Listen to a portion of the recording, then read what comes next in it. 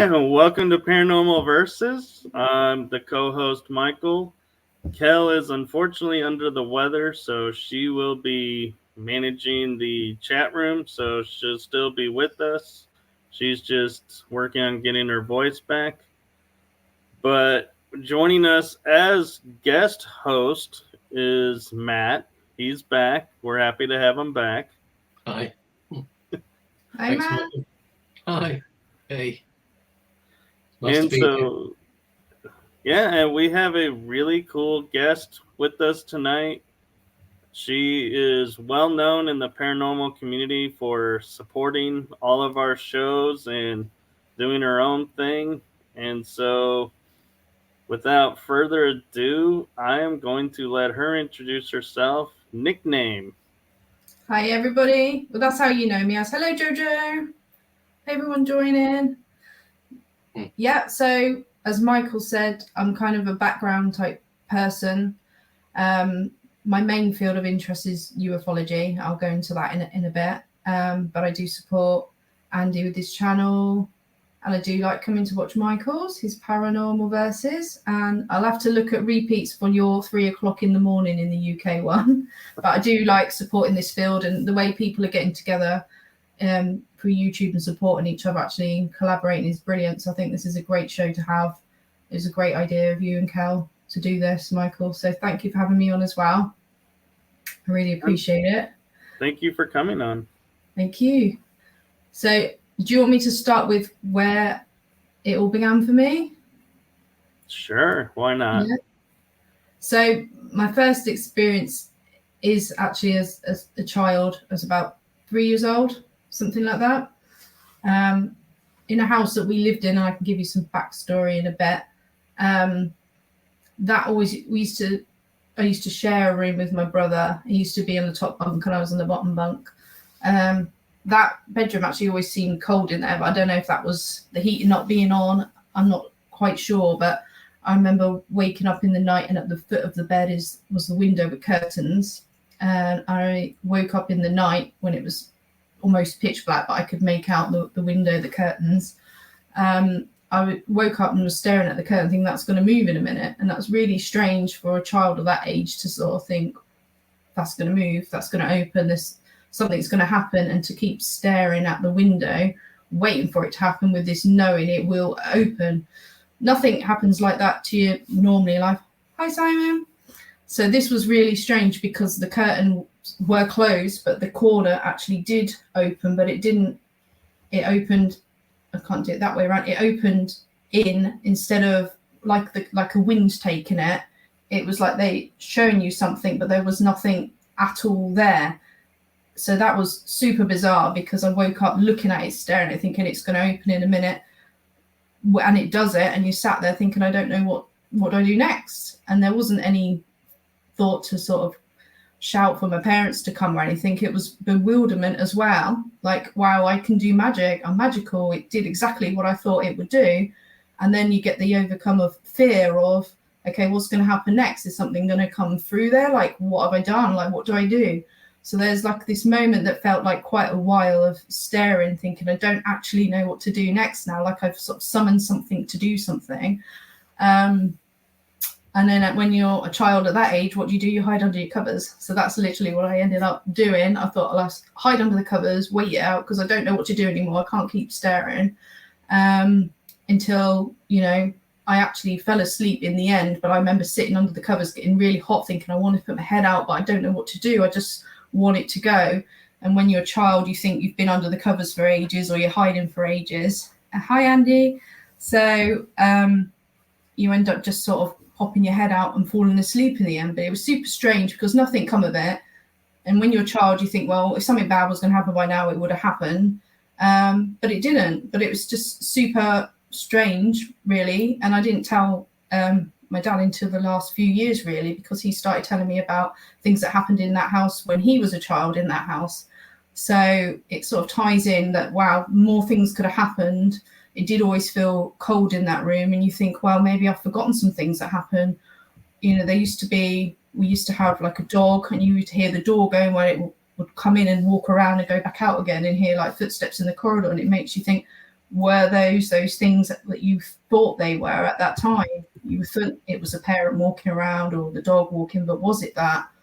So going backwards, this house wasn't an old haunted house or anything. It was a built property in Berkshire. They had a load of houses they built sort of after the war, 40s, 50s.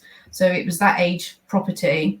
The land did used to be a forest in that area. It was called Bracknell Forest. So the house that he was in, he lived in with his dad. He had older siblings that pretty much moved out. But in that room, when he was a child, he had a growl that come from the wardrobe. He said he just went to the wardrobe one day to get something out of it, and something growled and scared him, and he ran off out of that room. Also, he said he was in bed sleeping one night in that room, and something sort of punched him in his back and woke him up. And he said it felt like something was clawed his back.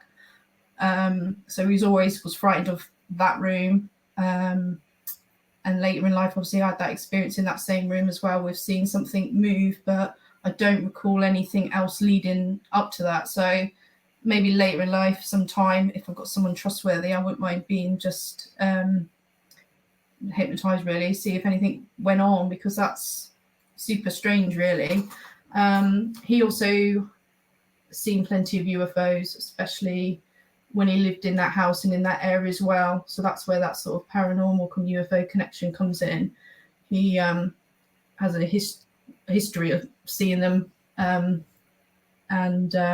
was into Roswell, books like that. So that's how it got me into ufology first, really, and then paranormal backwards, because I was always like, what book are you reading? Hi, Warren. Reading his books, Day After Roswell, things like that. So that's what I got into. But now I'm stepping back into the field, getting interested, reading books, watching these streams. I do some book reviews for people as well. That connection is coming in. So it's really interesting that you have paranormal, you have things going on in your house, but also you're seeing lights outside, or what you think are lights. So there's definitely that connection there, but I don't understand it like all of you guys. It's like you just come and you join these fields to try and find out what's going on, what people are saying, what's, what experience people have had, to try and make sense of it all. Hi, Danny. So yeah, with this story, I just wish I knew more about the property, because I know it's not old. But my granddad, who lived in that property with my dad, he was in World War II, and he had a lot of trauma from that as well. And you wonder if it follows trauma. A lot of people have had bad childhoods, bad experiences that do have these sort of negativity that follows them, and you kind of think, is it latched onto that because the house wasn't old? Maybe the land was old. Maybe it's with the land, or maybe it's with the person. Something is drawn into that energy. But I also know that my granddad had really bad experience with the war.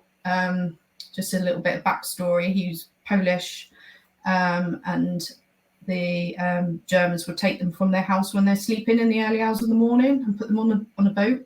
He was in a fishing village, so he got captured, and then he was forced to fight as a German soldier initially, and then he was recaptured, and then he was fighting for the British. So he had two sides, seeing where you're with your friends, and then you're on the opposite side. So he had a lot of trauma, a lot of regrets as well from what he saw from that. I know he was on a boat at one point, and we think that ship sank. So he had terrible trauma, and he brought that with him, and he was an alcoholic, and he gambled and that when he left the military finally. And then so my dad had that as a father figure, and you kind of think, what latched onto his dad, maybe it latched onto him. So it's quite interesting to hear really what people really say when they're talking about these cases, because there is that backstory that people forget. They think, why has that happened to me? And you've got to go back and you think, well, think about your parents, think about your upbringing. But he's not had, that I've known, ever seen any entities or anything, but he's seen very different types of UFOs. He's seen like a string of, like a train, he said, of orange orbs. He's actually seen an aircraft. They fly frequently over Berkshire because they're going into Heathrow all the time. But he's seen like a metal ball drop from an aircraft, and he thought initially something had fell off the aircraft. But he was outside at the time with my mum and my aunt because he was working on the roof. So he did have witnesses to that. So and I've seen those sort of images going around in the circuit. You can see aircraft with a little metallic ball by them. So they're quite known, quite popular. And yeah, just different sort of UAP in the sky. So I've seen 2 orange orbs myself, and I've seen a white orb of light as well. But I don't have as many experiences as he is, but I'm super interested in it because there's a lot of people obviously that have these beings and they have adoptions and everything else that goes with it. So that's where my interest took off, in ufology, but also I've also been interested in ghost hunting and things like that as well. But yeah, the connection now, I think more people are much more open, and that's why people are collaborating like this, because they're like, this goes together a bit. A lot of people have these things that happen to them, but they're seeing lights, orbs, or they're having these other experiences. So yeah, this is what drew me back into the field. It's like there's more to it now. There's a lot more to it. So yeah, I just wondered if, actually, I'm asking you because I don't know if I've ever asked you on chat or anything, if you've seen UFOs or orbs of light when you've been investigating as well. Yeah. And what colour were they? I've seen a few over the years, but there was one, it must have been about 8 years or so now. I used to live in a top floor flat in Cheltenham in the middle of town. And I just got back from work or something one day, and I was just sort of chilling out in the evening, looked out of the window. It was in the summer, so it was still light outside. Or very light, probably 7 o'clock, 8 o'clock, something like that. And I saw this black ring. Now, not your stereotypical UFO. What it looked like was, if you can imagine, I don't know if tractors have like inner tubes in the tires, but it looked like a black inner tube with a hole in the middle. Except this was probably 50 times the size of a tractor wheel. It was huge. And there's a big tall building in Cheltenham. It's called Eagle Tower. It's actually the tallest building in the town. It's I don't want to say skyscraper, but it's a big tall tower block, offices. And this object moved behind the building, and you could see how big it was compared to where the office floors were in the building and the size of the windows. It took up probably 5 or 6 of the floors of the windows, so you could see how big it was, 5 or 6 stories high. And it gently moved behind the building, and then it sort of went on its side and then shot up into the sky. And couldn't see anything, but I managed to get a picture of it while it was floating past. And so it was slow enough at that point to capture something. It was moving really slowly. It was just really, really slow. And at first I was thinking, what could that be? Is it some kind of balloon or something? But if it was a balloon, you'd see it gently sort of bobbing around in the wind and probably turning a little bit, and just because I've seen balloons in the sky before, and I thought, oh, what's that? You see the odd silver balloon that someone's let go of, and you think, oh, is that a UFO? And then you'll see it bob in the wind and do something, and then move over there, and you know it's a balloon. So it's deep away. But what I saw this time, I didn't know what it was. And when I saw it literally just shoot up into the sky, the speed of light, and then it was gone, it was like, well, what the hell was that kind of thing? But I've seen strange lights in the sky. I've seen silver orbs or blobs in the sky as well that have just sort of drifted over. Yeah, I've seen quite a bit over the years. Yeah, my dad's seen blobs actually around here. Says they look like worms floating in the sky, like, I don't know, plasma or something. But I've seen that as well. Funny plasma-y worm things rolling in a rolling motion.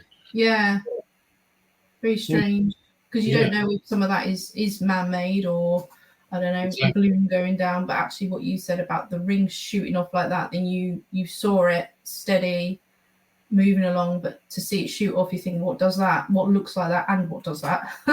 I contacted the local press after that. I was so sort of, I don't know, overwhelmed after spotting it. I thought, I need to get the word out that there's something going on. So I contacted the local press and sent them a picture, and they did a story on it. Oh wow! I like to see that. You dig around, yeah. But yeah, I mean, I know what I saw, and I know that it wasn't of this world. There's absolutely no way it could have been. So yeah.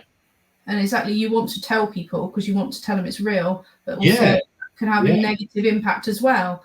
And then you took a picture, but a lot of people want a picture and they don't have a picture. And it's like, do you know what? It was real for me and it was enough for me. I don't need to, try and convince you. But it's sad when people don't want to believe you and they're not open to it because you think this is a real thing. This has been going on for centuries, and it's covered up, and there's a reason why people come out with things like this. It's not because they're making it up, and it's I know what I saw, and it wasn't your stereotypical UAP stroke UFO. It was something completely different. Because it was so different, I had to Google what I saw, and there have been sightings over the years of exactly what I saw, just this black ring. Well, when you said ring initially, I thought you was going to say smoke, because a lot of people have seen like holes in the sky, rings where something looks like it's punched through.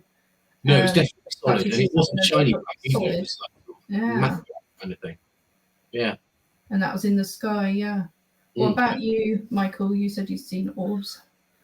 So one account that sticks out for me is I wasn't really doing an investigation, but it's a haunted location, and we were I think it was when we were finished working or during hunt season. It's a little fuzzy on the details, but I came out and I was standing in my car and I looked up and it was like maybe 15 feet above my car. And I saw this object, and as soon as I saw it and it realized I had seen it, it bolted off like a bolt of lightning. Oh. And there's no storm, there's no clouds. And just as it bolted, the owner's husband comes out, and I go, "Did you see that?" He goes, "No, what?" I said, "There was an object hovering above the vehicles and the building." And he said, "I'm not surprised." Oh, what? He's seen them before, or why would he? Well, I think with it being a haunted location and it's on a military base, that they probably get accounts of seeing UFOs and stuff. But it was strange to me because I couldn't describe the shape because it was like a ball of light, and then it just vanished so fast that it was like it turned into like a streak. And so it was like, yeah, it was like I knew it was a UFO, but I don't know if it was cigar shaped or what shape because it was cloaked kind of behind this bright light. It's strange, isn't it? Andy's one's popped up question: what do you believe orbs are? Could they be different types? See, I've changed sort of the way I've thought about this, really, because there's a lot of people that say that they can see in orbs like entities, and they're saying that is them, that is the way they travel around, and you can sort of see faces in them. But is that again something human that we want to see a face? When you're talking about consciousness and being out of your body, you're not in it, you don't physically look like anything, you don't appear like anything. So still trying to work that out, because people again see apparitions and stuff like that as well that represent a human body. So have we got beings? Have we got craft, ships, vessels? What? It's not so nuts and boltsy anymore, is it? Where it used to be, spirits were ghost shaped, looked like a human. But now you've got orbs that interact with people as well in the field of work that you do, that can be seen as the light of like the spirit and their presence. But also you've got similar lights when you're outside that you think, no, that's come from that bigger light, that craft over there, or ships. It's really tricky because it's not clean cut. And it's interacting. It wants to be seen. It's light. It's coming over to you. But I don't. I'm quite a skeptic believer as well. So when I've seen the orbs of light, I've not thought that was a person, and I've not thought there's a being in there either. I didn't really know what to think, to be honest. I just thought there's two sort of the UFOs, really. They didn't interact with me. The two orange orbs that I saw were like the classic street lights before you got the LEDs, so they're that classic orange, and they blended in with the street lights because I was facing out of my bedroom window looking out, and I could see the street lights on. And then when I was sort of staring out, looking out a bit longer, I thought, oh, they're moving. There's two of them moving. And I thought, oh, they're not the street lights, because I lived in that house for 3 years. So you start noticing something different. So I thought I'll stare and watch and see what they do. And they're like sort of almost side by side, above tree height. So they're quite low. So they weren't massive, but together just traveling like that. And I thought they're coming towards me, but so super slow. But I didn't think of going to get my camera phone out and that. I don't even know if I had a camera on my phone at the time, but I did actually have my car on the drive, and I had my 2 children were young and sleeping in the car at the time. So I thought I've got to go outside and I've got to bring them in. But I'm conscious that travel speed it's doing, it's going to get over like my head at some point, and I don't know if I want to be outside when it's doing that, because all I was thinking was I don't want, anything happen to me. I don't want anything happen to the children. So it's like when you're driving in a car, what sort of timing you've got for something before it gets to you. So I kind of thought I've got enough time to get them in, and then see where they are. They should be nearly above my head at that point. So I got the children in and I went outside, and I thought I want to put the car in the garage. And I thought I was kind of chickened out a little bit, because I thought I know they're closer. I can see them just in the sky. I didn't feel scared or anything like that, but I kind of thought, what do I do when they are above me? What are they going to do when they get to me? And then I thought, I've got 2 children inside asleep, like they can't take me. I don't, it was weird. I was just trying to rationalize things as well. I wasn't scared, but I was thinking, if you wait for them to be above you, what are you going to do next? So I thought I'll put the car in the garage, and at that point they're either just past or they'll just be there. I just thought, I don't know, I'm just going to carry on. So I wasn't scared that I didn't want to go outside, but I was sort of thought, just try and be normal, like they're just going to be like Chinese lanterns or something when they get up to you. But at that moment I did put the car in the garage, and I got out and they were gone. Where we lived, the back window had trees that were very high up because it sloped up, and they weren't even above them. So they either disappeared or they were higher than I thought and they'd cleared the trees, but they were just super constant. There was no noise outside or anything like that. It's the classic situation you get when everything stops. And we lived near a really busy town at the time, and we could hear was cars, and you can hear sirens going and people walking around. And at those moments, that whole time, there was nobody around. It was just calm. So those sort of things, they clearly want you to see them. They're definitely for you, because people always out and about walking the dog and stuff, and I just thought, nobody was around at that moment. But also nothing happened to me. And I did think, check, see if you got missing time. And I was like, no. So I did have all that rational, thought process with me. But I just thought, you kind of think, if the situation was different, would I have just stood and watched them, seen where they go? What did they do next? I'll never know now. But I'd probably be more chilled out now. I'll probably just watch now. Before we get to Danny's question, I got a question for you on the orbs. Okay. I get your take on it, and I agree with you somewhat, but how do you explain when there's like investigators take the 3 photos and there's nothing in the room, and the room is full of all these little orb looking, and then they're not there. It's like they're only there for one image, and people are like, oh, that's just dust got kicked up. What's your take on that? Well, there's you can tell when there's dust and when there's not, when you've seen real footage. I've been sent photographs of people that capture orbs, and the same scenario, a picture without and then a picture there, and they're very solid. But you can't necessarily see them at the naked eye at the time. A lot of people are just taking random pictures and they're there. Some people can see them and capture them, which is quite bizarre as well. But I think things are interacting that we can't see. Don't get our vision. We can't see everything. We can't see infrared. We can't see Wi-Fi. We can't see Bluetooth, but we know it's there. And I think that is partially what our issue is we can't see what's around us. We don't, we can't see in the dark, but we've got animals that clearly can, and we've got creatures deep in the sea that, are blind, but then you've got creatures that have got sonar. We don't have all that. So we know all that exists. And what ability do we not have that that is stopping us from seeing what is around us. So I think it's quite narrow-minded in a way to say, well, it's dust, it's it's a reflection of, sometimes it can be a reflection of a mirror or something like that, but also we haven't got all those abilities, so we don't know what we're missing out and we don't know what we can't see. So people generally getting pictures of orbs and light, but the smaller ones, what are they doing and what are the larger ones doing? Are they of the same thing? Are they like something that's coming to interact with you from a main ship, or is it not a ship at all? Is it spirits, or is it conscious beings? What that's the thing that we don't know, why they will come and interact with you and you're not seen. But that's as humans, we don't have all the abilities, sadly. Haunted location you've ever been to? I've been to haunted locations. So Avebury, they've got the Red Lion pub that's right in the circle.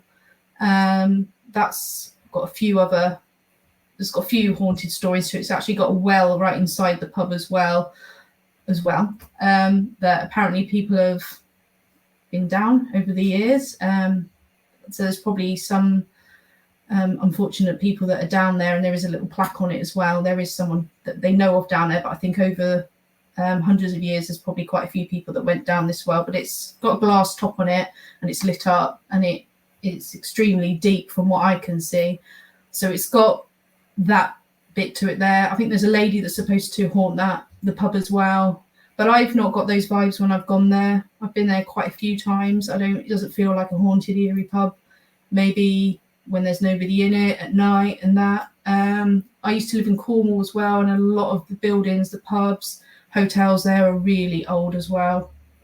And again, they've all got stories that they had ladies again that would walk around. Laycock as well. There's supposed to be a lady that walks around Laycock. So I've been to quite a few places there, but I don't get that vibe. But I'm not going there looking for it either. But I don't know if that's the best way to approach things. If you're going looking, are you gonna think you found something? Or if you go just enjoying the atmosphere and taking a walk around without any anticipation, is that the better way to be? You're gonna pick up more then? So I've been quite a few haunted places, but I've not ever seen anything or got a bad vibe at all. So I'll keep going back. But yeah, I think being in England, pretty much you can go into most pubs and they've all got a bit of a story to them or a bit of a history. But yeah, being in Cornwall, being in Wiltshire, I've been to places that are haunted, but I don't know if they bigged up the story to try and get the tourists there. I mean, live in an area that is gets a lot of tourists, and I think if you've got a story like that as well, then you're going to get some people going in as well. And Bath, there's haunted places there. So I've been to these haunted places, but I'm not an investigator, so I've not gone with equipment and with that frame of mind. I've just gone as a visitor, really. And Avebury Manor as well is supposed to be haunted. I've been in there, but again, I didn't get any vibes of that. So yeah, maybe I need to go with a different mindset. Maybe get some people with some equipment and go and have a look. But for me, I don't really pick up on that. I'm not really someone that picks up on energy that's a bit negative. So I know a time that I do, then there's something real going on. I'm quite chilled out, quite a calm person. I don't sort of get freaked out easily. So I don't know if it's, your personality as well that affects it, or your mindset. I don't know. So, I find it Nicname that you keep saying you're not a paranormal investigator, yet you've had so many experiences and everything that it's like you are an investigator, because you don't have equipment, it's not the equipment that makes the investigator. It's going out and experiencing the place and documenting what you've experienced. And I feel like that's what you do. And so I wouldn't discount, and say I'm not. It's just, I'm just pointing that out for you that, it's nosiness. I'm nosy, Michael. I want to know what people have said they've seen, or and that's my skepticism as well. I'm going to go there and I'm going to say, right, I'm going to see if I feel what people say they feel there. A lot of people can hype something up just to get attention and draw attention to that area or themselves. So I'm kind of going that mind like I'm not going to find anything, and that's not because I don't believe. It's like just try and be honest and try and be clear and just think, is there something going on in here in this area? But that's how I do it. Yeah, but I'm fortunate where I live and where I've been living that I've grown up around it as well. So yeah, maybe I'm at peace with it. I don't ever want to have a negative experience, and I know a lot of people do with paranormal field, with poltergeist, things like that as well, or attachments and shadow beings. I don't want any of that, really. Nobody does, but I guess that's the way that and you can be a bit more of an empath. But also with UFO side of things, people have the beings and that sort of thing as well. I don't like calling them aliens, but people have those experiences as well, and you think, how do you unless you've experienced that and you speak to someone that you have gone through that, you can't really know. You can't really know what it's like. And a lot of people that have had those experiences, they don't want to talk about them. So it does make me skeptical when there's a lot of people that are boldly out there and want to talk, because they're very personal and they're very private sort of things that happen to people. So yeah, but that's I'm glad that people have the conversation though, and talking to people is still very much out there, these experiences, and but obviously there's a lot of people out there that you've got to sift through the real and the fake. Really, sadly, there's so much fakery with it as well, and it's really sad. But in general, I think when you're in this field, you know when people are being genuine, and you can look at things and you can be like, I know that isn't quite right. So, but yeah, I wouldn't say I'm an investigator, but yeah, I am nosy. I will check out places that say that they're haunted or they've got history to them as well. But yeah, not state them out as such. Yeah. Adam's got a good question for you. Any link between UFOs and ghosts? If so, what are your thoughts? Well, I kind of touched on that earlier, because the experience I had and my dad had with his sort of interaction, if you like, negative interaction, he had seen UFOs and he had seen orbs, but he didn't make the connection. Like in that same period of your life, you were having issues, you were having something going on in your bedroom. He also said he heard noises in the corridor and things like that, like something dropping down the stairs when no one was in the house. So there is that activity he had. So I guess it is like poltergeist activity, but also he's seen all these UFO lights, but he's seen UFOs all throughout his life, even to recent living. He lives very close to where I am with my mum, and he said, I saw something up there in the sky the other day. Plasma was one of them, actually, and something tumbling. But he just sees these things, and he's just sort of at peace with them now. So I think there is definitely something with what we call ghosts, and definitely something with UFOs. But yeah, I don't know what it is. Like everybody else, I'm really keen just to hear other people's experiences, to try and think, this tends to happen when people see this, or people see certain coloured orbs when this has gone on in their life. Because I know like blue ones are the negative sort of ones from what I've been read, and I've sort of do my own little armchair research. Blue orbs are the ones that seem to have the entities, the beings, the visitations, and that. Orange ones, I don't think anyone's ever complained, or I've read a story about orange ones being an issue. Also, there's white, and I've seen the white one, a white one that was just in North Wales when I was staying there. We stayed in a barn conversion as a holiday home. So we were out on a farm. I had an elderly dog that needed to go out at midnight to the toilet, and it was super high winds. It was a bit rainy, but the wind was so high, the trees were really high. The wind was super strong, and I was standing by the back door, holding the back door to stop it from slamming, just waiting for the dog to go to the toilet, and I again saw in the distance, there it was a little bit hilly, I could see a white light, and then it was moving forward out. So it blended in again with all the lights that were on the hill with the houses and that, and you can see them in the day, you can see the lights. So it did look like the same sort of LED white light there. And that was a ball of light that just kept traveling out. And I thought, wow, that's in a straight line and it's super windy. Like, how is it doing that? But it did. It just come out in a straight line. I was quite low. There was like a bit of a hill and trees.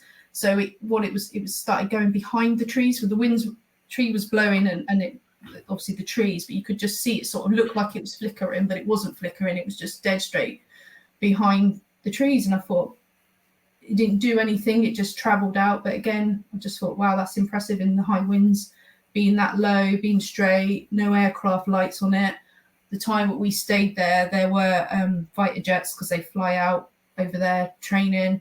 There was a police helicopter that flew really low, you could see the pilots in it. So I can't remember if that happened before, a day before or after. I don't think it was connected in any way, but I had direct things that I could think, I've seen these while I've been here this week, and it's not fitted in with that.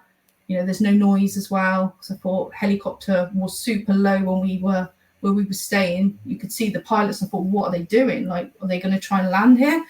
That was a bit strange. But you get a load of racket with aircraft, with those types of aircraft we saw that week, and you get more lights than just one ball of white light. So I've seen that light as well, a white light, and just flew over. I did go and get my phone and I did record it and I did put it on my group, but it's so disappointing because it just looks like a white light still in the sky, and it wasn't still because it was so dark outside. You can't see any perspective. It just looks like I'm filming a light in the sky, but it was actually traveling along. So that's another thing when you actually get footage, because it was traveling so slow. I thought, I'm going to go back and get my phone, but when you get the footage and you look, like, that doesn't look like what I saw. It doesn't, it could just be a planet flickering in the sky. So then you think, do you know what? I don't care if people don't believe me, think it's, a load of rubbish. I captured it, there it is. But do you know what? I think that was more for me.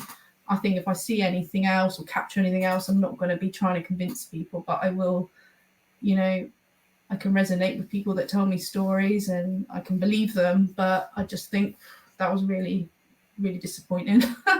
And I've got it on the group because it's there, but I actually deleted it from my phone because I thought I got to explain to people each time I show them this footage that there was loads of trees, it was windy. You can capture it a bit on the audio, how windy it was, but it just wasn't there. I just thought, what's the point? I've got to keep explaining myself. People are just going to go, that looks like a star. And I thought, Venus in the night sky, that's what everyone says, isn't it? Well, it does. And I said to my husband, like, oh yeah, like there's a light. Oh yeah, it's a helicopter. I thought, it's not a blooming helicopter. Do you know what? I can't be bothered. But I just thought, I'm seeing things like people are, and loads of people just aren't ready to accept, don't want to believe, don't want to know because it frightens them. But yeah, that wasn't too long ago, really. That was a few years ago. But that's two different orbs of light. So I'm interested if people say different colours, like not many people say like green or anything like that, or even red, really. A lot of people say they see white and they see orange. So again, I wanted sort of, what's the significance in that? Is that, is that a craft or is that a being? Like what is the different light mean? And is that, why does it come to you in those times of your life as well? Because I was in good times of my life then. I wasn't sort of down or anything like that. I was, I didn't get freaked out with them either for both. But again, they didn't interact with me. They just sort of drifted past again. So it's a bit weird. Maybe I'm too standoffish and they don't want to come to me. Or who knows? But yeah. Andy's got a question for you, Joe. It's been on the screen for a while, actually. He said, sorry, Nick. He says, can you tell the key story? The key story? Oh, right. Do you know what? I've had this happen twice now. We moved house earlier this year, and I've said to Andy before, in our previous house, my husband used to work late and he used to come home about 9:30, and 9:30 on a Tuesday night was the time that I was sat in the living room someone was really trying to turn the key to get in the door, and I was in my pajamas. Thanks, Blue. Watching telly, thinking, oh, come on, just get the key in the door and get in. I couldn't be bothered to get up. I was lazy. And I thought, why are you taking so long to like get in? And I looked, it was 9:30. It's Tuesday, you know, it's my husband, just, you know, he'll work it out in a minute. And there was a lot of like door trying and twisting going on. And then it just stopped and went away completely.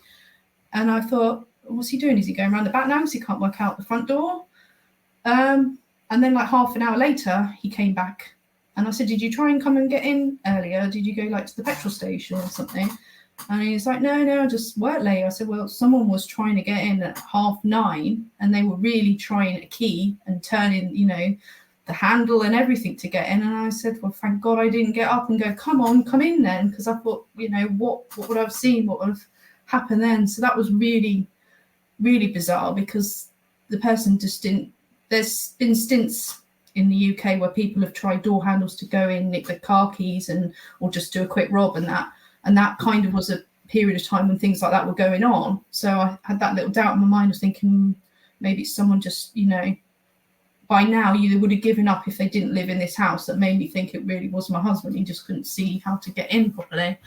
But it clearly wasn't him. And I always think, God, what would happen if I went and answered the door then? Because I would have just been like, come on in. I wouldn't have like peeked around like, who's that? I would have thought it was him and, you know, opened the door and said, hurry up and get in. So that was really, really strange. I never saw it. Was dark as well, the time of night that happened, but that was, yeah, just a real strange one that someone was that determined to come in. And then I always kept the door locked, obviously, after that, because I thought if I didn't have the front door locked, they would have come in, whoever, or they, or whatever it was, they would have been in. But I had the front door locked, and if I didn't, I was like, what would happen if I hadn't? So where were you at the time? Was that in Chippenham as well? It's down the road from where I live now. Yeah, we stay Market Town. Yeah, but yeah, that was strange because I thought, you know, I locked the door. Thank God I did, and thank God I didn't get the hump and go, come on in then. But then you're always thinking, what was it? Was it an actual person or was it something else? You know, it was, yeah. Bit of a strange one, that one, but you know, it's one of the things you never find out. Maybe you're grateful that you don't. But yeah, I always keep the front door locked now and the back door locked because I always think, you know, what could have happened alternatively. Strange. So was this a one-time thing or did it happen again? I'm sure that happened again that someone's been trying the door as well. I can't remember if it was that house as well. And I had like I moved house twice in 1 year once, and I had dead birds hit the window before I moved. In the same year, 2 different houses before we moved, like a pigeon hit and died on at the front, and the same thing happened when we moved 6 months later from this other house. Same thing, a bird was on the floor again, and kids were like, oh, there's a dead bird out there, can get rid of it. So that's strange, but that doesn't mean there's anything paranormal going on or anything. But I thought that's really weird that 2 big major events like happen in your life. Moving is like a very stressful event, and just before I moved, birds have hit the window and died. And I think that's very strange. Not in this house and not in the house that we moved from earlier this year. But I just thought, yeah, it's weird how things like that happen and people, you know, think they're omens and there's something to it. I would be interested to see if anyone else says that things like that happen or what the meaning of, if there is any meaning of that. But yeah, I don't know. But yeah, just more. A story about if a bird flies through the window and someone's in the room, then that person that witnessed the bird flying, if the bird hits the window and dies, yeah, the person in the room is supposed to die imminently as well or something.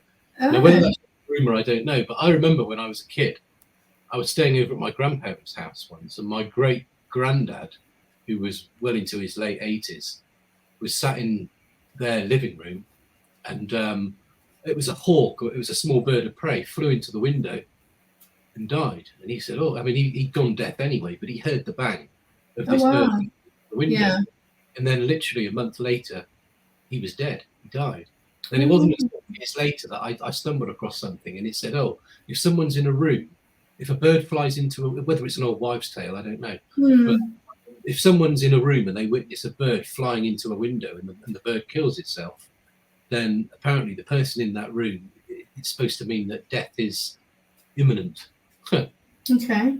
So I've escaped death so far, but how many years is that before? Yeah, I'm like, so have I. Yeah. And we ended up putting little mirrors on our windows so the birds would stop flying into them. yeah. But it's strange, yeah. I mean, I wasn't living in one of the houses long enough. I'll just read Danny's question. Yeah. I haven't been Benton. I've been Whitby. But I know there's an awful lot up that way. There's a heck of a lot that's going on up there, and it's constant as well. And it's such a mixture of things. It is people seeing sort of dogmen, lights off the cliffs, lights under the sea over there. I need a good week or so up there really, because I'm intrigued. And then obviously inland there's stuff going on in military bases up there. So yeah, that's true, Warren. So yeah, that's definitely a place to go in the UK. That's like a hotspot, and also Wales. And it's a shame really, because the UK we don't talk about things like this enough really. That's why I'm grateful for these channels, because there's so many people experience stuff, even in the chat, you know, we're saying about things that happen where they've been and that. And I think we're just so quiet in the UK. The US is so much more liberal about talking about, especially Bigfoot. It's so big over there as well, and having shows, even if they're a bit fake or whatever, it's just common. It's more easier to talk about, and you've got it in Congress and stuff. And here we just sat back waiting. I don't know if we're waiting for someone else to come forward or what is it, but you know, you just can't. It's like a hidden thing, you know. I like to go in a pub and talk to people about this sort of thing, but it's not. It's just something you don't talk about, and it's not out there in the media really. And if it is, it's in and out really quickly. But there's some massive things that happen, especially Benton and things all the time. People are taking pictures of these lights as well. You know, people actually have got physical evidence, and the same in Wales as well. And it's like, but it just doesn't last, you know. Penturch, that sort of thing, could have been massive, but again, gets buried under the hatch, and people don't want to talk about it. People in these areas don't actually want to talk about things, and you think they obviously don't want to know, or they're frightened of the consequences, or they've been warned. But the culture in the UK is definitely not as liberal as the US. Helen and me were out. Oh, it must have been over a month ago, maybe a month and a half. It was the blue moon that we had, the big blue moon, and we drove up to Almouth, up in Northumberland, to get a really good view. It was unfortunate because it started going a bit cloudy just as we got up there, but we did see it, and we did get a good view. And as Kel just said, we saw a strange light, and I thought it was a helicopter at first. She said, "Oh, what's that over there?" And I said, "Oh, it's just a helicopter." And I sort of ruled it out for a few minutes, but it wasn't a helicopter. So we don't know what those lights were. Pretty unexplainable. But, Sorry, what colour lights were they? What were they doing? I think it was a bluey white. Kel will probably let me know otherwise. I'm sure it was like a bluey kind of white, possibly green. Can't remember. But I thought it was a helicopter just circling and flying around, but it wasn't. It just disappeared straight away. But we've been watching it for 5 or 10 minutes. So, yeah. And when we had the eclipse that was more visible in Cornwall in the 90s, a lot of people saw aircraft and stuff like that, or things in the air at the time. So not a lot of people looking up enough. I love looking at the moon and being outside and stuff like that, looking outside up in the sky, because you miss stuff. But yeah, it's interesting, you know, with all the or it changed from orange to blue, then green, and then it disappeared. So you had a bit of a light show then. Yeah. Because I can't see them, but certain parts of the UK as well, this year people have been able to see like the northern lights and stuff like that as well. Oh, we saw them too a few weeks ago. We went to do an investigation. It's called Winter's Gibbet, and it's up in Northumberland somewhere in the middle of nowhere on top of a hill. And rumour has it that some guy from the 17th or 18th century was hung at this spot on the hill, and the original gallows aren't there, but they've set up like reproduction gallows. So Okay. Oh yeah, I think I've seen. So we went up there to try and do an investigation to see if we could capture it. And we were up there and we got some good videos and stuff. And in one of the films, I was filming with a GoPro, and we saw this white mist in the form of a figure with a head. That as I was panning around, it was there, and we didn't know it was there until we reviewed the footage afterwards. But the funny thing is, we went up there to do an investigation, and all of a sudden, all these people started turning up in their cars, and we're thinking, "Oh, what's going on?" kind of thing. And we were looking at the sky. I mean, the sky was mesmerizing that night. We had a really good view of the Milky Way, the cloud thing of the Milky Way. It went right, it was right ahead, so you could see it really clearly. But it was actually the Northern Lights that night, and we were chatting to some lady that appeared, and she said, "Oh, why are you up here?" And we said, "Oh, we're doing an investigation. Why are you up here?" She said, "Oh, to get a view of the Northern Lights." We were like, "Wow!" And then literally 5-10 minutes after she mentioned that, the whole sky just sort of illuminated in greens and pinks and all that kind of stuff. Yeah. With your naked eye, you couldn't see it that clearly. You could definitely see it, but it wasn't that clear.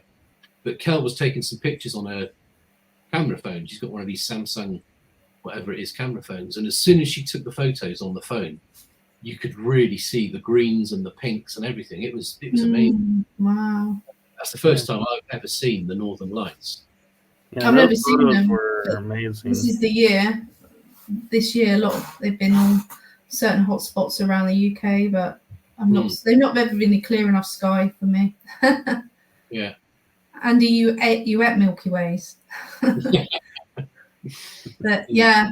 So going back to what you're talking about, Gallup, we've got a hill called Morgan's Hill, where after the name of someone that was hung on a hill near here. There's actually like a picnic area. It's really weird what people do, isn't it? There's like a picnic area near it. There's also an old Roman road, so we've walked part of that as well.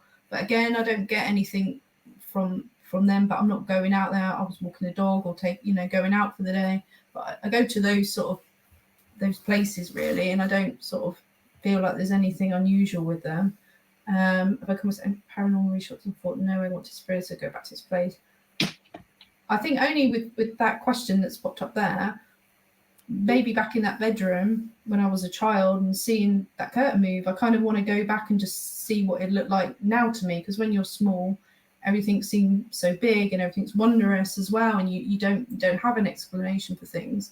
So I kind of want to go back and have a look and just see, what I feel now. But nowhere I've been and felt frightened or anything like that, but I haven't really pushed myself to. But I think I definitely need to get up to Bempton really.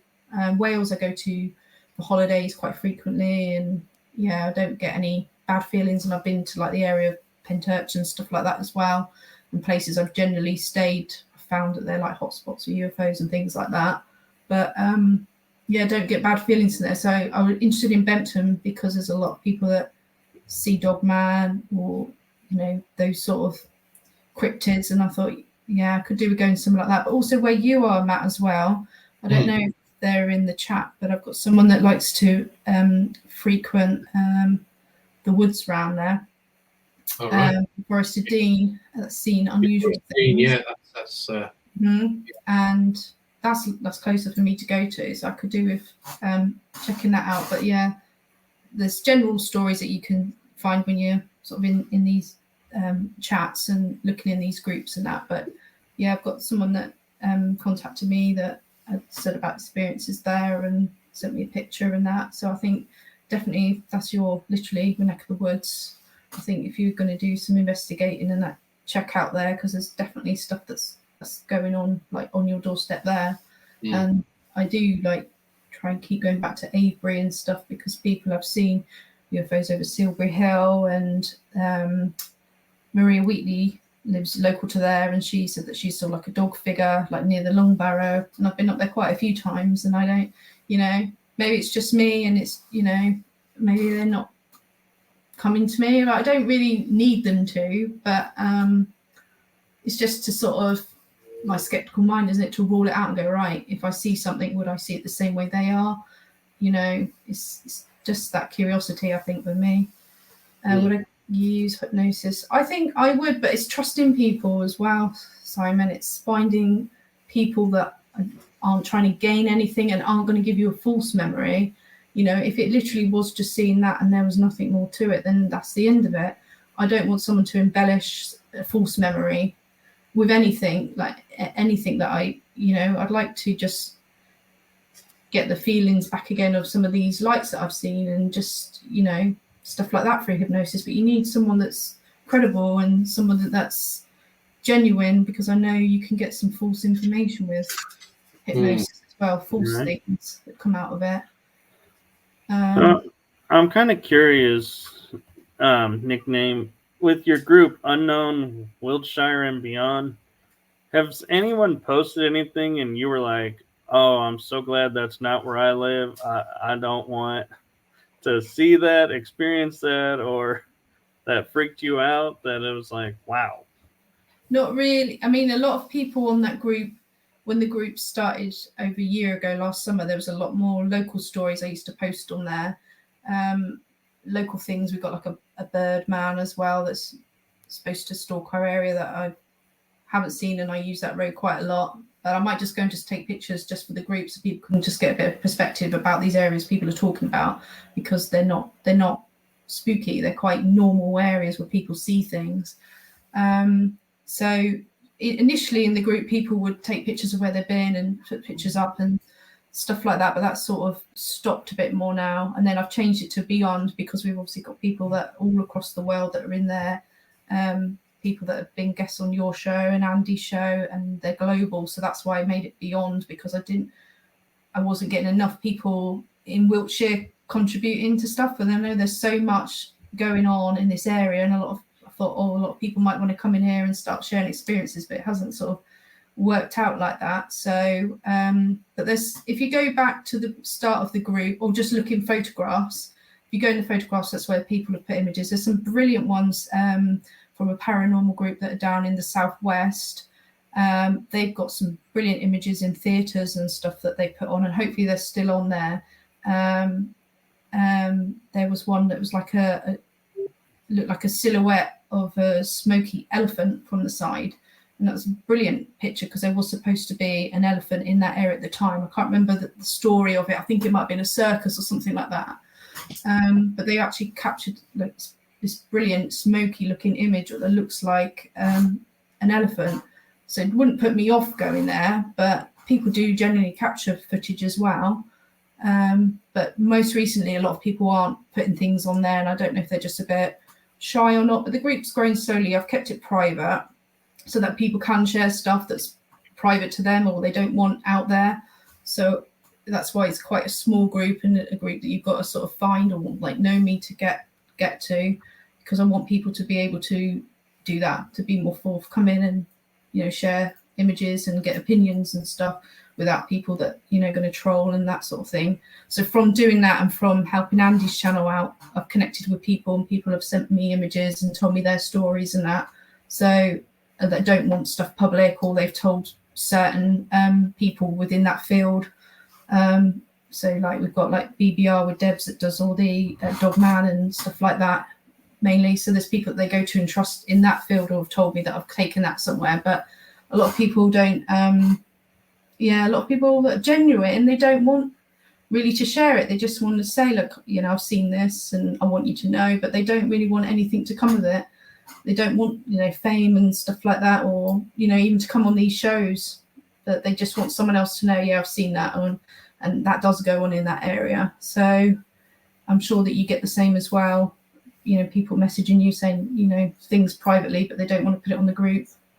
So that's, why I've got the group there. But if you go back when it first started, there's a lot of local stories, and there's a lot of people that were posting things, really good images and orbs, stuff like that as well.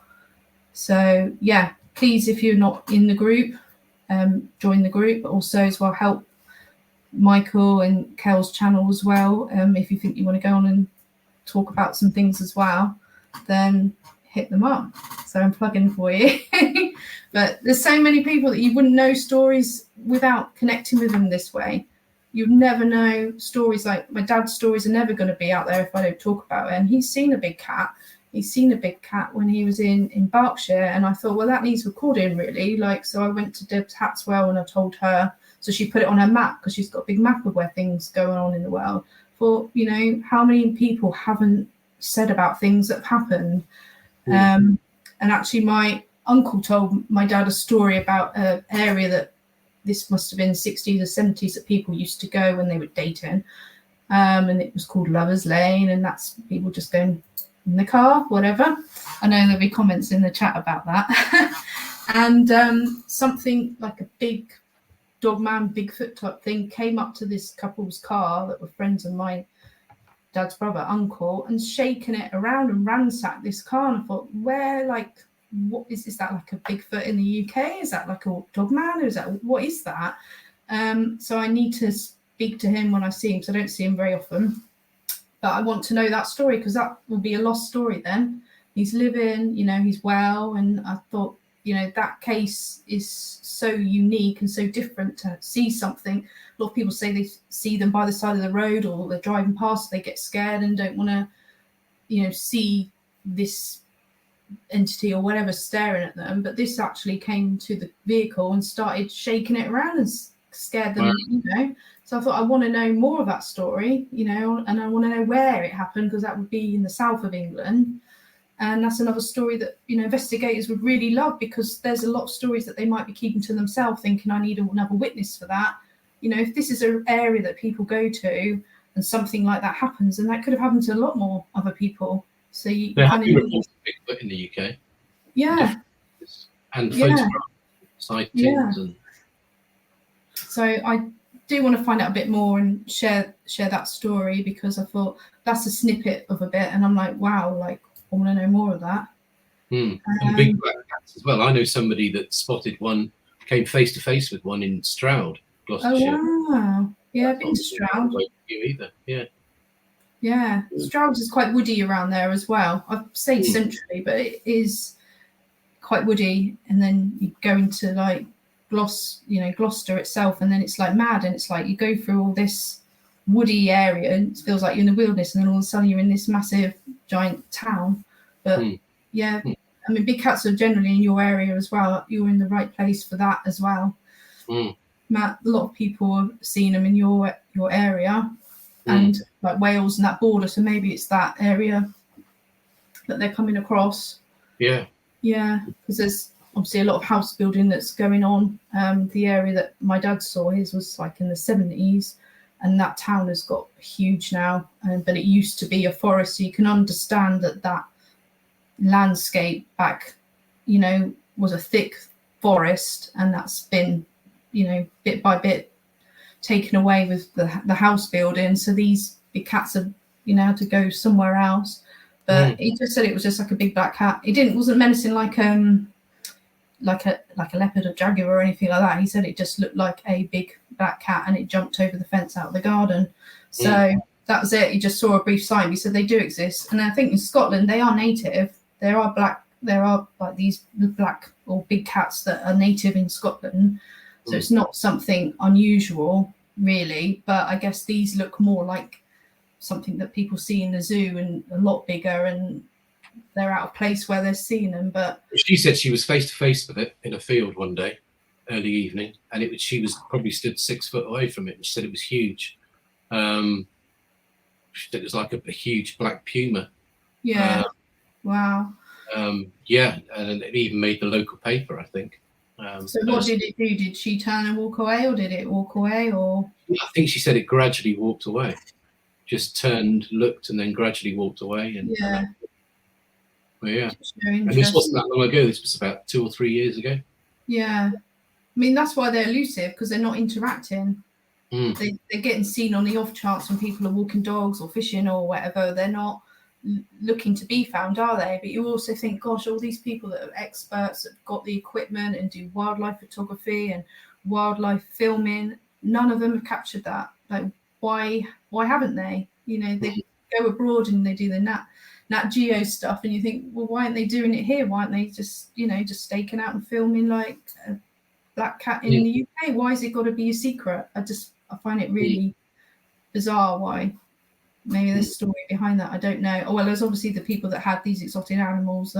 That's the story that I heard. They let them free years and years ago, and they obviously mated with other creatures out there. And who knows? But yeah. And there's still wealthy people that have exotic animals now. There is like a public list that you can find, but again, there's black market, isn't there, and stuff like that.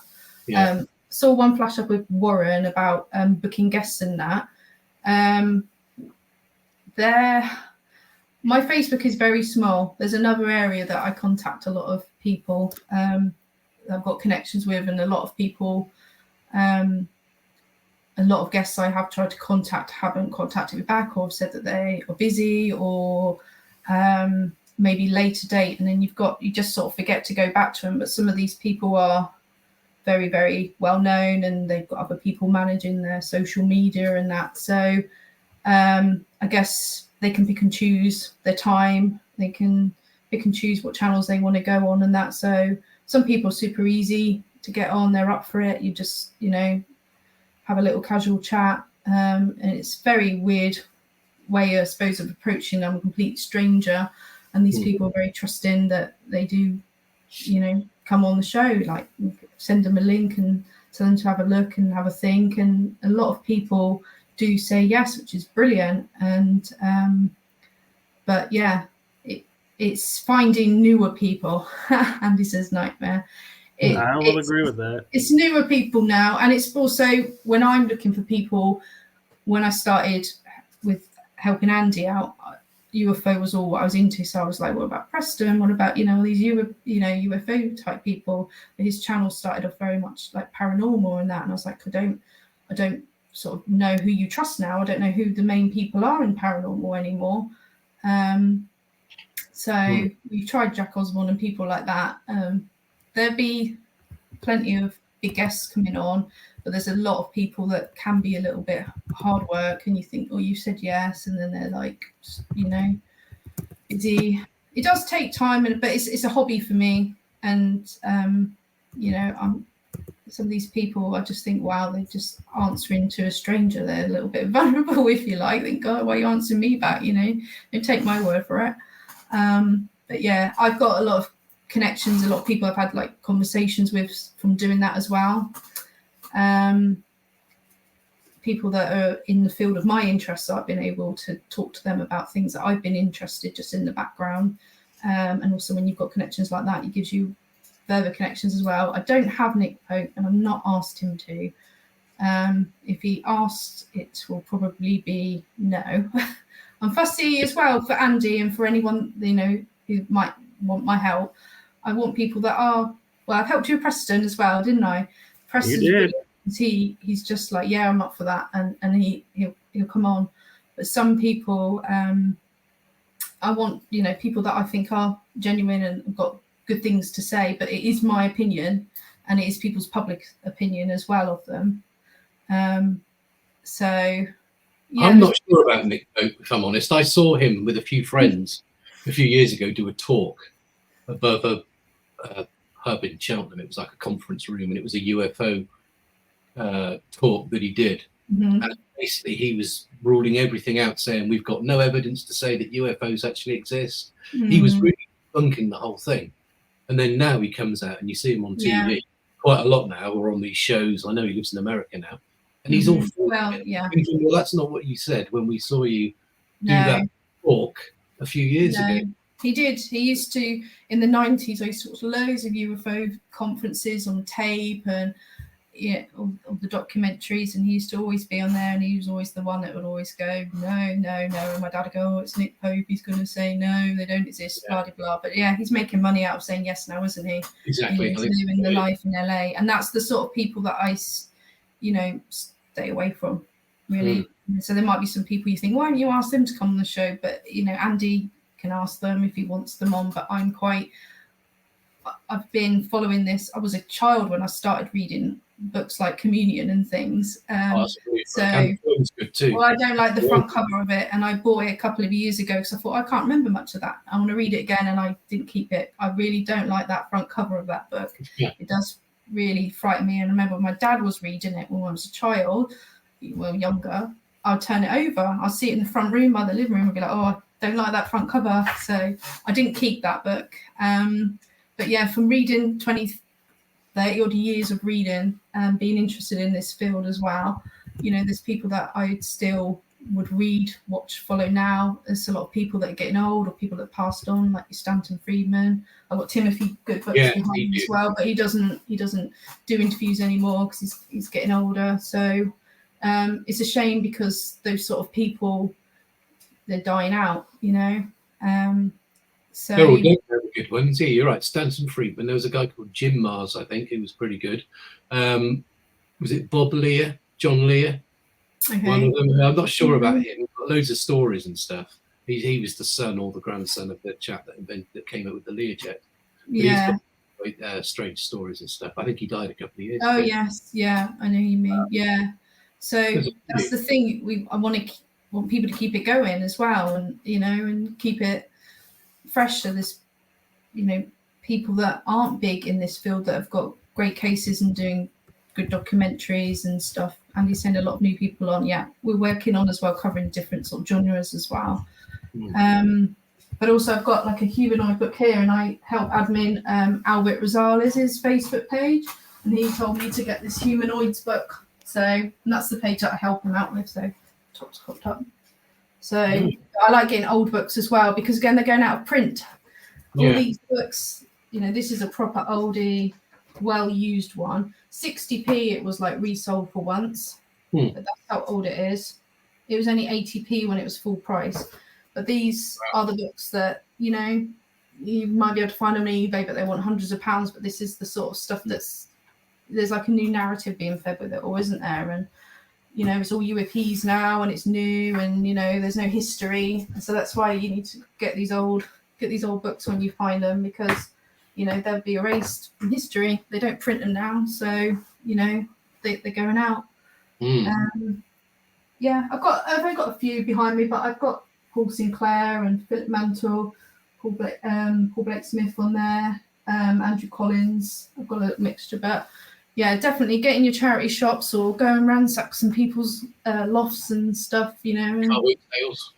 Yeah, car boots, because it's a shame because once they're gone, and also these people that write in these books as well, they're, you know, not going to be around forever. So yeah, so that's me really. But yeah, I really appreciate you having me on, and I think I've probably been doing the most babbling for the hour or so. And thank you for everyone for watching and in the chat as well. Okay, well, this episode is about you, so it's good that you're doing most of the talking. That means we're doing our job. Thank you. Yeah, I guess Bigfoot in the UK is something that we need to look at really and see like what big cases have we ever had in the UK. Like why? Well, Kel and me did an investigation about a month ago, maybe just under. We were checking out an old pub on the outskirts of Newcastle, and one of the guys that we had along with us during the investigation claims that he's seen Bigfoot. I know Kel's been looking before for Bigfoot at a place called Bowling, which is I think in Northumberland somewhere. But the chap that we were with, actually, he was showing us some photographs on his phone of what looks like Bigfoot walking down this sort of country path thing. And there have been quite a few sightings of Sasquatch, Bigfoot, whatever you want to call it, in the UK. So that's definitely something worth looking into a bit more. What did you think of the images that he was showing you? Did they look like? They were very small, and he'd obviously taken these photos from a distance, but it was definitely some humanoid-looking creature on two legs. You know, it wasn't like a bear or something leaning forward on all fours. No, and he didn't look like someone dressed up to you as well. Yeah, it was definitely stood upright, and I don't know. I mean, he was adamant in what he saw. He said, "Oh, I know what I saw." Definitely.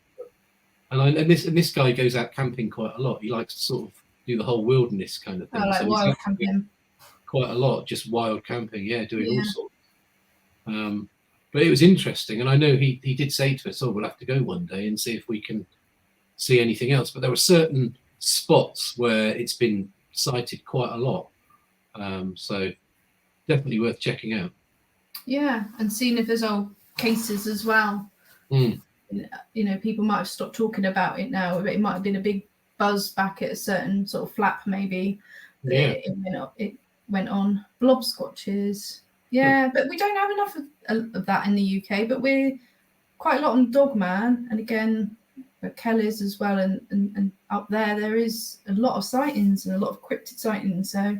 And what are they? Are they interdimensional? That's the thing. You know, or do they just reside and hide away from humans, or do they sort of traverse through different dimensions? Yeah. That's the thing. They could be from inner Earth.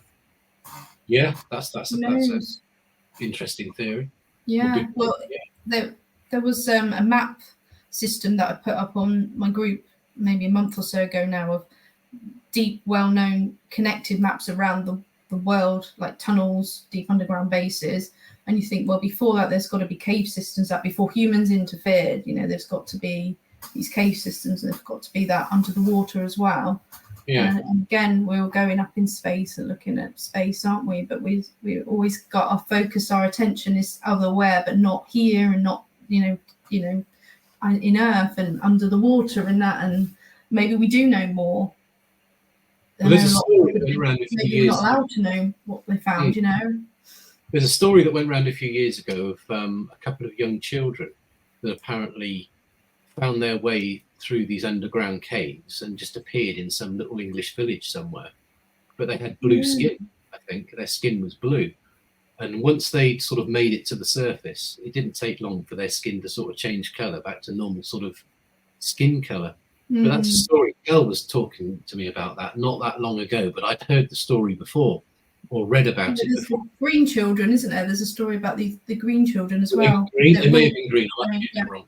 Green, not blue. I don't know. Yeah, but there could be stuff underground. Definitely. I mean, green, if you go in ufology side of things, there is supposed to be, you know, tall beings that live underground, and they've been here before we come along, and that sort of thing, you know. And it's quite possible because we're not looking there, are we? We're looking for people to tell you where things are, and you know, being directed to keep looking in space and stuff like that. And you know, we've got possibly portals, you know, on, you know, our ancient history and places, you know, in like Stonehenge and Avebury, or those sort of areas are supposed to be sort of portals as well. And you know, where these big ancient landmarks are significant. And you know, history again, let's say Woolpit and Suffolk, there's a lot of people, you know, that sort of discredits. It's too out there. Like, how did ancient people know how to, you know, time travel and that? Well, they meditated and they used consciousness and they astral traveled, and we don't do that now. No. So, you know, they could have had all of, you know, all that knowledge and all that ability that we don't have now. We know there's more to humans. Well, and the other thing too, if you think about it, is back then we didn't have people telling us, no, you can't do that. And so they were free thinking, where we're all having to break the limitations that were taught upon us. Yeah, and schooling and authorities and stuff like that as well. So one of the, if there was asked this question, it's quite common that people go, where in the world would you like to go, and that sort of thing. I definitely want to go and see the Vatican archives. They got 50 miles of archives. That's not just books. That's going to be statues. That's going to be objects. That could be craft. 50 miles. And that's a recent podcast with Ross Coulthard said that. And you just think that's not going to be just loads of books, is it? So what else around the world, you know? But to know that sort of vast size is just archives as well, is, you know, a lot of hidden history in there as well. And you know, it's locked down. People aren't allowed to go down there. You know, there's no one really knows what's down there either. You think, why is it the Vatican? Why is it there as well? What's the significance? You know, you kind of think that whole city is hiding something as well. It's its own city. It's all monoblock paved. It's got a giant building over it, and it's got 50 miles of, you know, archives under it. They must go deep underground or under, you know, the city. But you know, that's somewhere that I'm interested, and Antarctica as well. What's Oh, going yeah. on there. Definitely Antarctica. Yeah. So, but yeah, who knows? That's why people need to keep talking, don't they? And people need to be like a bit more open now, so that maybe people can be trusted to know a little bit more. Because more people are free thinking, and they know there's a bit more to things. Well, there's a lot more to things in life. So Yeah. Yeah, I appreciate these conversations and people like clubbing together with their thoughts and experiences and that. It doesn't necessarily give you answers, but I think it's good that people have these conversations. And And what's interesting too is we think because we've looked at our current maps and globes that we know all the areas that are around us, and being a history major, I actually kicked myself one day because I came across a map somebody showed me, and it had a territory on there I had never heard of anywhere mentioned. Like, it was erased from history, oh called wow, Tartaria. And it was a land of technology and all kinds of things. And I am working on trying to find people that know about it so that I can, like you're saying, Nicname, bring it onto a show so that we can bring it back into awareness. But yeah, so if you or Andy know of somebody, let me know, because so far I've been hitting a brick wall with trying to get people to come on and say, yes, this is the research we found. This is why it was hidden. And it's all under the esoterics, which is hidden knowledge. And so I'm enjoying bringing more awareness to that, because I think we all need to stop focusing on what's known and look at the esoterics and say, what do we really not know that we need to know? Accept the unknown, and it should be the known. Yeah, I think we need to take back our choice and say, we're a choice to decide what we know and don't know. We're no longer allowing others to tell us what we ought to know and not know. Yeah.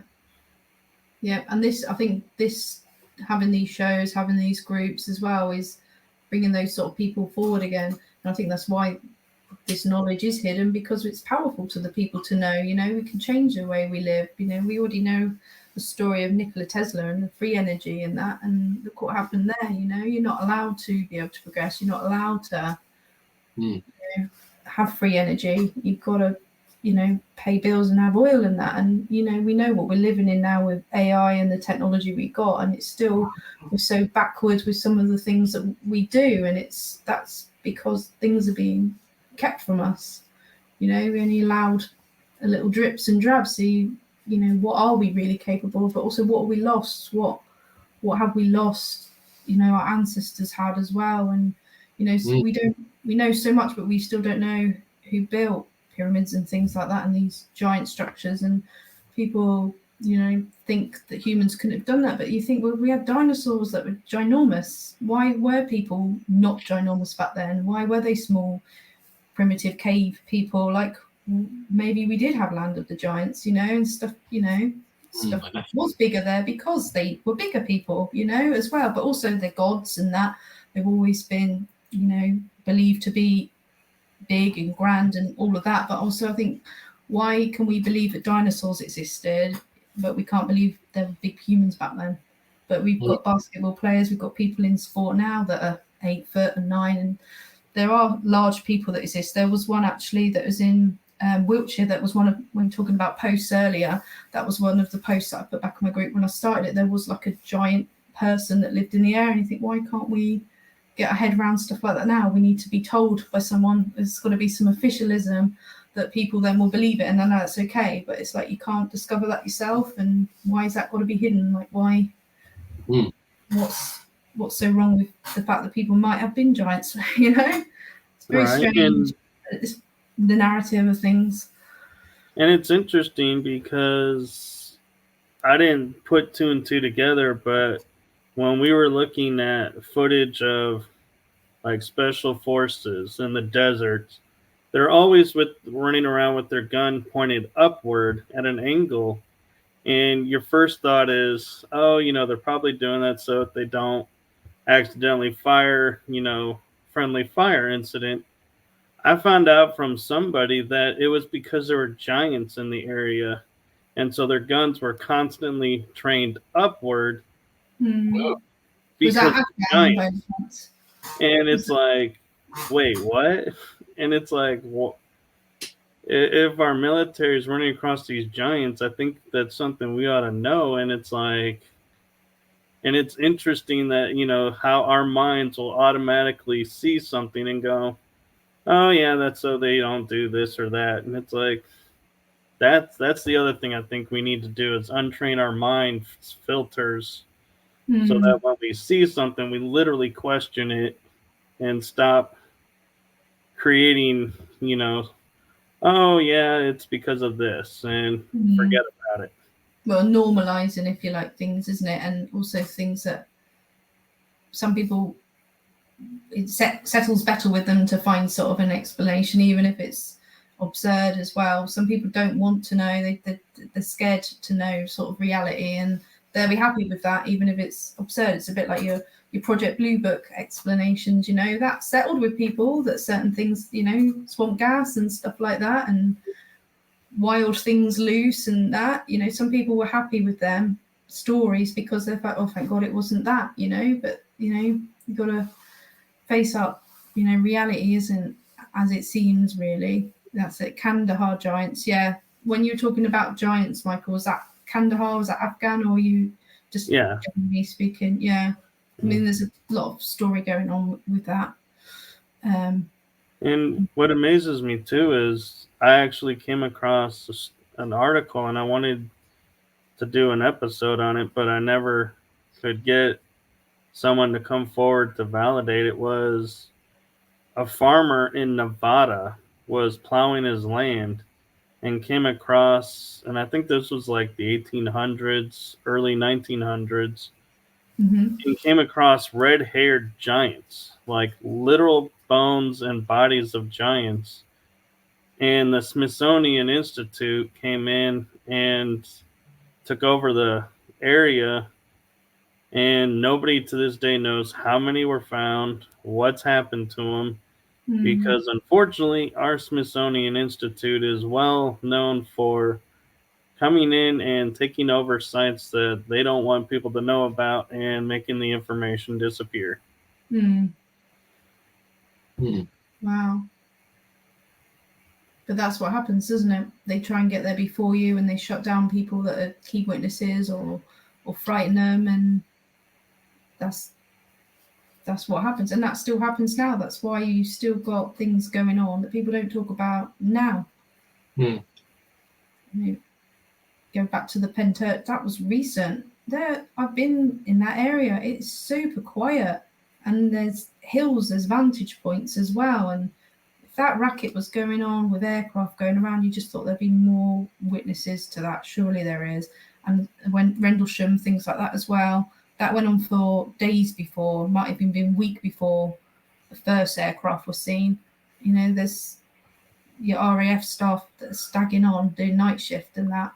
And all the staff in that area would have been, or people especially that needed to know, would have been told there's this going on and this is on radar. You think, that's been 50 years, or is that more or less? And there might be people retired now, you think will finally come out and go, that's, but they still haven't come out and said what went on. And you think, God, they're past retirement age and stuff now. You kind of think things can come out in time, but actually they just try and bury them, fade away, really. And same thing happened with Roswell, really, with witnesses. There was a lot of documentaries of witnesses in the 90s and that, speaking out, and that was it, really. A lot of those people, they've got grandchildren that will be alive, but it's sort of time sort of fades things out. Things need awakening with researchers and people talking to get things back in conversation again.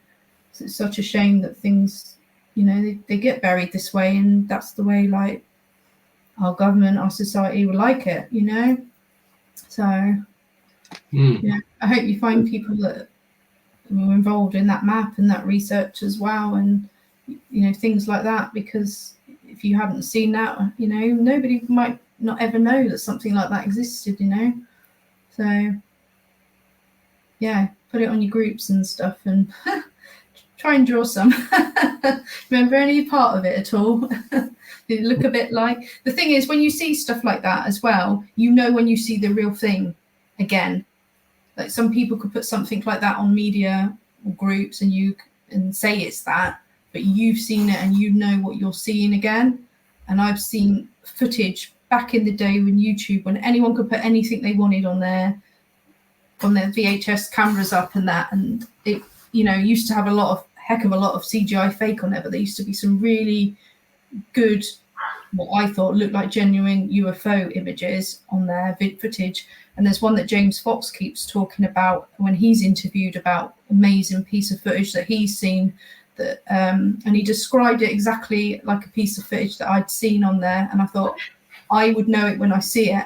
So when he finds that again, if he's ever able to find a copy, I would know if that's what I saw, because he described this footage of these I think they were teenagers driving along in the dark and then spotting a ship, but it sort of hovered over the vehicle, and I remember seeing the footage of something white that was rocking, the light was rocking like a bulb would swing in the car. I saw that footage and thought, wow, that's really frightening, like what they're going to do.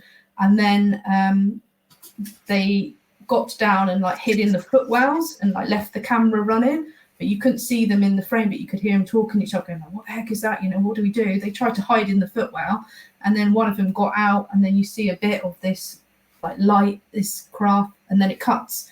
And that made me think, oh, that's like fakes, like somebody's done some really good like amateur filming. But it was so good, so genuine, the first bit of it, and I thought, oh, that's typical, they'll catch it and they'll cut it. But actually, when James Fox has been talking about it, he described that same thing. I thought, he's seen what I saw.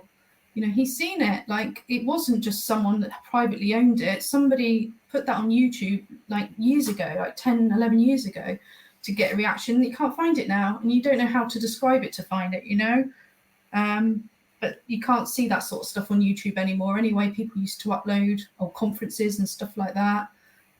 They might well be buried deep, but I just thought, actually, when it was a bit of a free-for-all, YouTube was quite good, because a lot of people put in footage of UFOs and up and ghostly things and apparitions, and you think, oh, that looks really genuine, but they're gone. The algorithms out there and the way that YouTube's cleaning stuff up. Thank God these channels can still run, that people can still talk about them. But I just thought there was some real genuine looking stuff people just used to upload on this channel, on this platform, that look genuine, like real good apparitions and ghostly footage that people have captured and they put up for opinion, and you can't find them anymore. So that's a shame, and just hoping that I'm hoping that people still keep old VHSs or anything like that, because that's gone now, really. Once it's white, if people don't keep it and they think that's safe now, it's out, in public, but it's not, is it? Things get taken away like that. Yeah. And I just reading Andy's comment, I found loads of videos I downloaded from YouTube 2012, 15. Oh, yeah. Yeah. But yeah, there was a lot of rubbish people put up. Yeah. Nicname, I'd love to keep talking and keep going, but we're at an hour and almost 35 minutes. Wow. And so if we get a chance, we'd definitely love to have you back on. It's been a real pleasure getting to talk with you and get to hear your stories and your background, because you're like one of those that I like to call the unsung heroes of the paranormal, because you're in the background, not in the forefront like some of us, but we couldn't do what we do without people like you. So I wanted to shine a light on you. Thank you. Thanks for having me. It's been great to come on. It's been a long wait, hasn't it, really? We set this up like earlier on in the year, and it's taken a while to get here. But thanks everyone that's watched as well, and the chat. I'm glancing across at it. So thank you so much for joining as well and supporting the channel. Hope you have a good sleep. thank you for supporting our channel and Andy's channel and all the channels you do. And thank you for your Facebook group, which I've been putting the address to on the bottom periodically so people can join go in. and find it. Yeah, and post your stories as well. Put some footage on there and yeah, get it going again. Yeah, thank you. Thanks, UFO Joe. And Si, thank you. Matt, do you have anything before we sign up? No, I think that's a good time to probably Yeah, close up. And as you said, yeah, maybe one day we can, get Nicname back on again and talk about more stuff. But yeah, it's been really good. thanks everybody, and hopefully, yeah, we can maybe have Kel on maybe next time then, and Yeah, that'd be nice. And well enough. When she's feeling better again. Yeah. So thanks so much for your time, guys. Thanks for having me. thank you. And to all our fans out there, wherever you are in the world, have a great morning, great afternoon, great evening. So bye-bye from us. And we'll see you on the next episode, which hopefully Kel will be back for. If not, we'll probably be graced with Matt again, which is always fun too. So Yeah, it's always fun. Yeah, definitely. Matt Barron is coming up next week, or next episode. So Cool. have a great one, everyone, and we will guys. see you all shortly. Yeah. Bye. Bye-bye. Cheerio.